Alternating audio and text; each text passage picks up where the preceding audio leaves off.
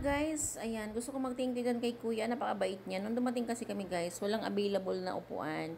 So yung upuan niya nakatapos niya ng gamitin, binigay niya na kay Sean kasi walang mapag-upuan habang nag-fill up si Kuya Sean. Thank you kuya, ayan, yung aking anakis, ayan, pawis pa yan na siya guys. Kasi galing siya ng school, tapos sabi ko magpunta muna tayo doon sa Walter Mart, dyan nga magpunta nga kami kasi may early registration ng para sa Comelec. So sayang naman yung oportunidad, yan kasi yung pinakamalapit guys. Kasi kung hindi namin yan i-grab yung opportunity na yan, siyempre malayo na yung aming pupuntahan kasi kinabukasan sa ibang area naman sila. So hindi pa siya nakakain nung dumating, pinagbananakyo lang muna namin siya kasi hanggang 4 o'clock lang sila, pero parang hindi naman natupad yung 4 o'clock kasi napakadaming tao nung dumating kami.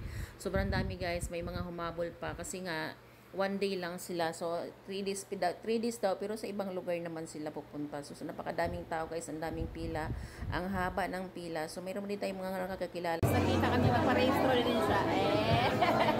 Ganda na kay kumare. Si aking kumare na very masipag. Try na kami, ayan, galing na tapos sila mag-fill up, tapos galing na sila sa table, magbihin ng number, nangulit muna ako sa anak ng kapitbahay ko dyan. Ayan, pagpunta niya doon, nakalimutan niya ibigay yung kanyang Xerox ID at saka ng birth certificate. So, bumalik kami doon, buti na lang napansin, bago pa siya nakapasok doon sa loob. Ayan, so okay naman na. So, sa maraming tao, bulol lang si inay, kapoy, mani mag-voice over, pero wala tayong mahimo kay kinahanglan mangyud. So, ayan, intay-intay lang muna tayo para matawag siya. So, bago yan, nagtingin-tingin muna ako doon sa mga tinapay, maraming tinapay doon sa may gilid. And nakita ko yung nag-assist sa akin nung one time na bumili ako ng cake na very friendly. Bibili ako ng tinapay, hindi naman ako nakabili na umuwi na kami diretso. Hi! Kumusta ka? Ayan, remember guys, yung nag-assist sa akin nung bumili ako ng cake. Hi! Ay, thank you! Kumusta naman? Pogi pa din? Ay, pogi pa din. Nagpapaano lang yan na maraming foods.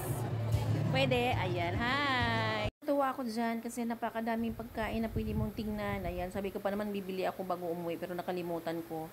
Dumiretso na pala kami ng uwi. So next time na lang. Alam nyo guys, yung mga pagkain na yung kabataan ko, halos hindi ako makatikim niyan yung mga tinapay kasi sa hirap ng buhay. Kaya sabi ko, pag may edad na ako, may pera, bibili ako ng ganito, bibili ako ng ganyan, lalo naman sa mga cakes.